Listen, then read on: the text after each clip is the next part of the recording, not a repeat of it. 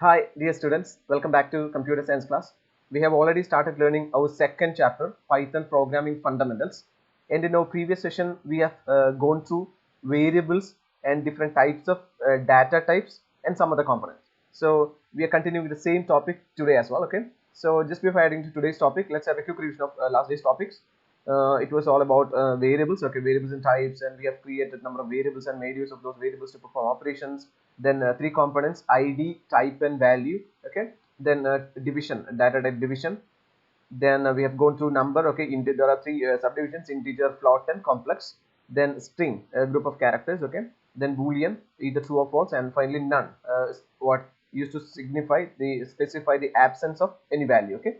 So we are continuing the same topic. As we know, variable is a name storage location, or we can say it's a container that stores a value, right? X equal to 3. That means X is the variable name that stores the value 3, and we can say what equal to is assignment operator. It is right associative. That means in the case of X equal to 3, what actually happens is the value 3 is assigned to X. That means the value at the right side of equal to assignment operator is assigned to what? The variable X. So it's a name storage memory location. Why do we need a variable actually? What is the reason for creating a variable? Anyway, the value will be stored somewhere, right? Even if you're writing 3, it will be stored somewhere. But the problem is that place or the value cannot be accessed directly or easily. So when you store a value and having a name, you can easily access the value using that name, right? Just by making use of the name X, you'll get 3, the value 3. Otherwise, you'll have to know the internal memory address of that, what the place where we store 3. So it won't be that easy for to find out the internal memory address. Of course, we cannot manipulate using internal memory address. It will be a very difficult task. So that is the reason why we create what? The variable name. Okay, X equal to 3. It will be very easy for us to access the value 3 using X. Okay. Another method I've told you, we need what? The actual internal memory address to get access to what? The value 3. Okay, when you write simply 3. So it will not be a flexible solution, a feasible solution, of course. So that is why we are creating a variable. Okay, so we know what a variable is. Variable is simply a container. Okay, container storing some value. That's it. So today we have the first topic, type. We know type is a function because we have parentheses. Okay, you can see this parenthesis. So type, you know what? Actually, there are three components associated with that variable: id, value, and its type. Yes. So here type comes as a component, as one of the components. Okay. Then it's to determine the type of a variable. Type means data type, of course. The type of value a variable may hold in a programming language. That is what actually data type is, right? What type of value does it hold? That's what type is. What type of value does it hold? That means integer, floating, complex, or str means string or boolean. Okay. Yes. So these are the different types. So let's have an example, okay, showing all the types of data types. Yeah. So here first one is we are making use of the interpreter interactive mode. Okay.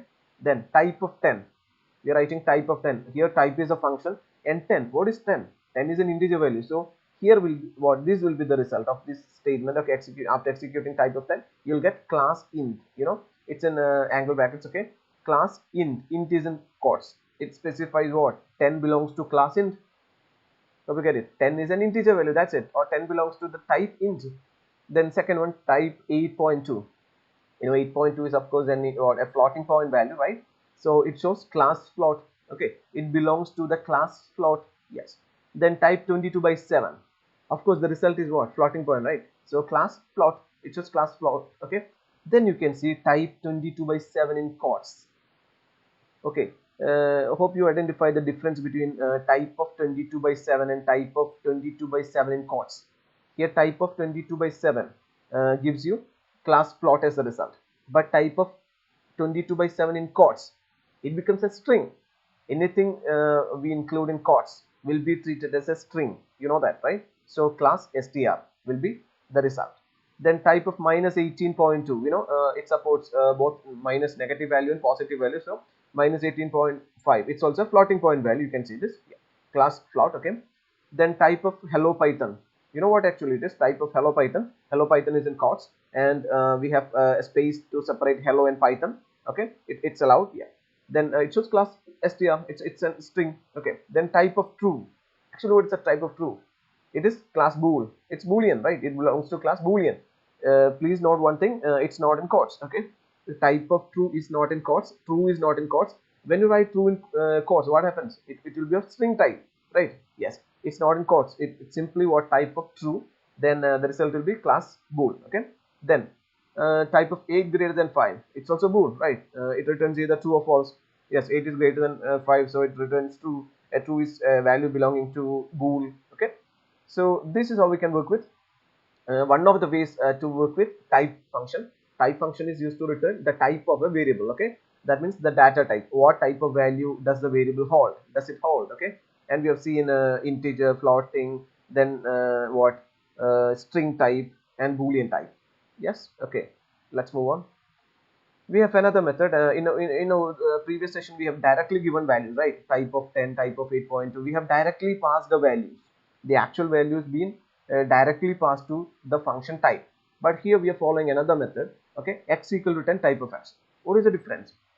In the previous method or an approach, we have directly passed the value, that is type of 10. But here it is, we are storing the value 10 in variable x, and we are passing that x to type function. Okay, indirectly passing, right? Yes, first we are storing the value in a variable, that is what x equal to 10 is. 10 will be stored in x, then we are passing that x to the function type. Okay, it's just like what type of 10, but we are doing it indirectly. Okay, we are storing the value in a variable and we are passing that value to type function. So it shows what class in. Actually, x, the value of x is 10, so it's what it belongs to class int. Okay, yes. Then x equal to high, print x high, print x high. Okay, x is a variable storing high. Okay, it will be, x is a string type variable. Then print x, of course print is a function to print something, so here it is high. Then type of x, what is x? X is a string variable that stores the value high, so type of x prints class str. Okay, then we have xyz equal to hello, w equal to 18, pi equal to 3.14, then c equal to 3.2 plus 1.5j. Okay, then type of xyz, what is type of xyz? That is hello. The type of hello, that is str. Okay, then type of w stores an integer value, so it shows class in. Then type of pi, it's a floating point value, right? 3.14 is a floating point value, so it prints float, class float. And finally z equal to 3.2 plus 1.5j, it's a complex number, of course, so type of c, that prints what that gives you the result, class complex. Okay, so these are the different ways of applying type. Okay, the first method, in the first method, or using the first method, we can directly pass a value, that is type of 10, type of 3.2, type of true, all those kind of things. Okay, and in the second method, we store the value in a variable and we pass that variable to the function type. That's it. But we get it, right? Moving on. Yeah, value of a variable. Okay, we have already completed type of the variable, that's the first component of a variable, and here the second component, that is value of a variable. Okay, value of a variable, of course, all entities are referred to as objects as well. Okay, object as well. Yeah, then here you can see use assignment operator, that is what equal to sign is. Okay, x equal to 3, y equal to 3, y equal to 2. Okay, yeah, it's called assignment operator. Then the process is called, this process is called building of a variable. Okay, this process of assigning a value to a variable is called the building of a variable, creating a variable, that's it. Yeah, then the assignment operator, match equal to 87, print the match, it prints 87, right? Here match is a variable name and equal to is assignment operator and 87 is the value. And what happens is the statement match equal to 87 is the value 87 will be assigned to match, right? The value 87 is assigned to match because it is right associative. The value at the right side of assignment operator is assigned to the variable left side. Okay, yes. Then number 1 equal to 100. What is it? Number 1 equal to 100. Number 1 is a variable name, right? Number and 1 are separated using underscore. It's permitted, right? Okay, it's permitted. Then number 1 equal to 100. 100 will be assigned to number 1. Yes. So here we can say we have a statement. Okay, it's an important statement. L value equal to R value. Okay, the L value here. We can take number 1 equal to 100 as an example. Okay, then let's connect this L value equal to R value to this number 1 equal to 100. Which one is L value? Number 1, of course, right? And what is R value? 100. L value equal to R value. That is what actually a variable assignment is, right? Number 1, here is L value. L value means location value. Okay, location value, and 100 is the real value, the actual value. That's it. Okay, here number 1, that's a variable name, and that itself is a location value, the place where it is stored. The value 100 is stored. and R value stands for real value. Okay, real value means the actual value. That's what 100 is, right? So R value is assigned to L value. The real value is assigned to the location value. That's it. The real value is stored in the location value. Okay, yes. Then you could see this x equal to 3. We have some variables. Okay, variable assignments. Yeah, x equal to 3, and then x stores value 3. You know that. Then y equal to 3. What happens with y? Actually, we have a variable. We have an existing variable x with the value 3, and y equal to 3. What happens with y equal to 3? Yes, we have already a variable x points to 3, right? Then y is also pointing to the same 3. Hope you get the idea, right? Initially we have a variable x that stores the value 3, so x points to 3. Okay, then we have the second variable y is also having the value 3. Okay, it's assigned with the value 3, and what happens with the value 3 is both x and y both are having the value 3. So what happens here in Python is both x and y points to 3. Okay, to a single value. Both x and y points to the single value. Okay, then y equal to 2. What happens? We know x points to 3, x is having the value 3, and y points to 2. Okay, we are changing the value of y to 2. So now y is not pointing 3 to 3, y is having another value, a different value, that is 2. Okay, yes, and you must note this point. Okay, yes. Initially x stores 3, so x points to 3. Again we have creating a variable y, and it's having assigned with the value 3. So what happens is x and y points to the same value 3. Okay, when you modify to 2, the value 5 to 2, y points to 2. That's it. Okay, yes, here x equal to 3, y equal to 3, y shall be pointing to x only. Yes, that's a point. Okay, y shall be pointing to x only. Why? Because x is having the value 3, so y is also having 3, so y actually points to x, because x is having the value its own value, meaning x is also having y's value, right? So both points to the same value. Y shall be pointing to x only, not to a different value, not to a different location. Okay, y itself is pointing to x because x and y's values are same, right? So y is not allotted with a different memory location for storing 3.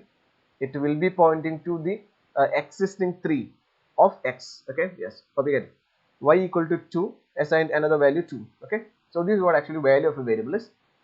Then we can go for multiple assignments. Okay, yes, there are two ways to perform this multiple assignments. One is multiple values to multiple variables. Second, same value to multiple variables.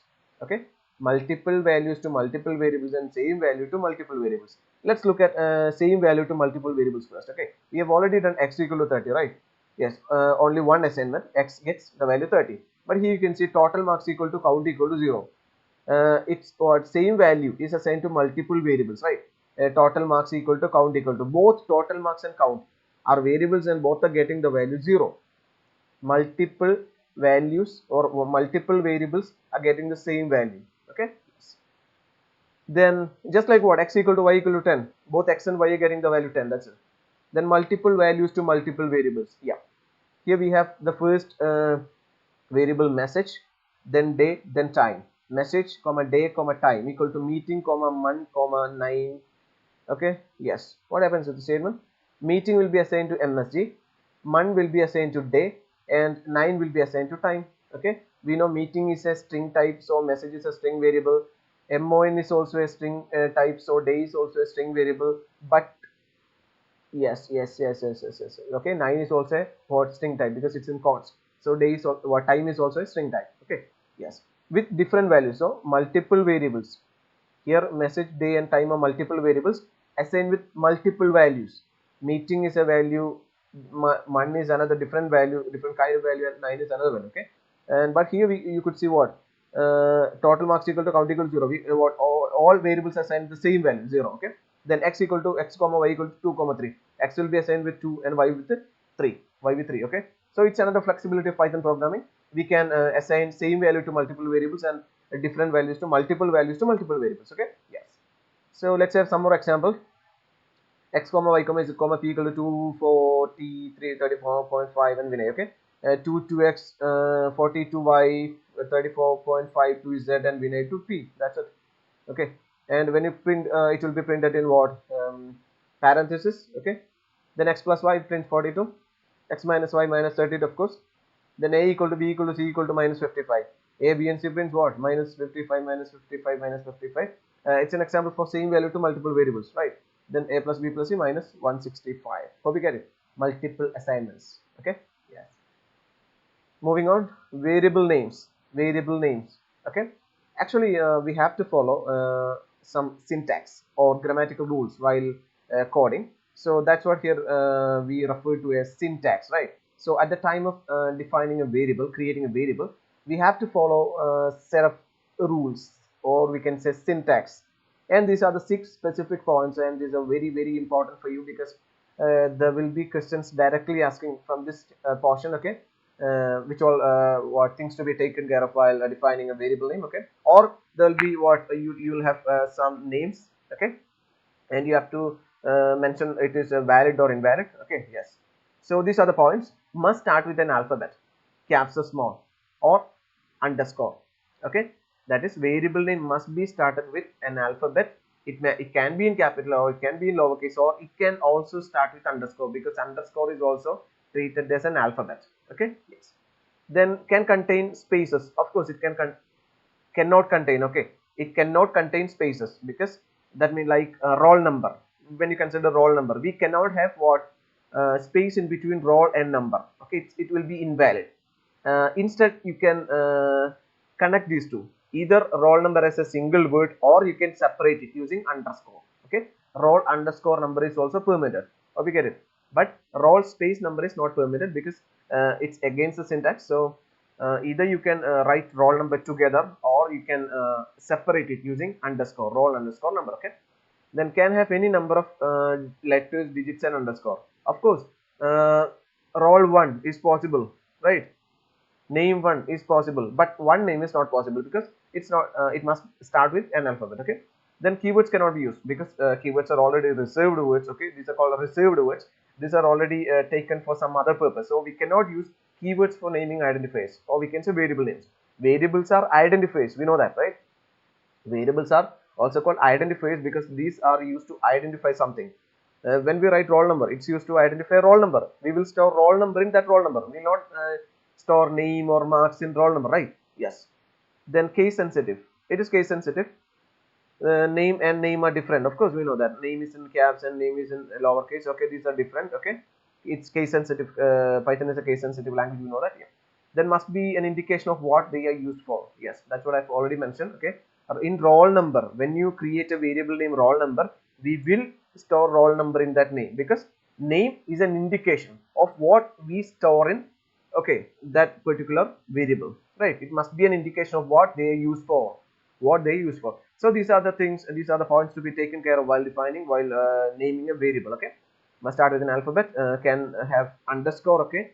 Cannot contain spaces, can have any number of digits, letters or underscore. Keywords cannot be used. It's a case sensitive. Name and name are different, and must be an indication of what they are used for. Okay. Then we have some valid variable names. Unit per day, unit per day, these are 3 words, and these are connected using underscore. Yes. Then age, of course, it's valid. Amount is valid, okay? A24 is also valid. 024 are digits, okay? A24 is also valid. Yes.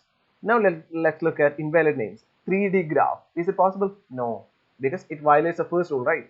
It must start with an alphabet. So it's not starting with an alphabet, it's starting with a digit, so it's invalid. But graph 3D is possible.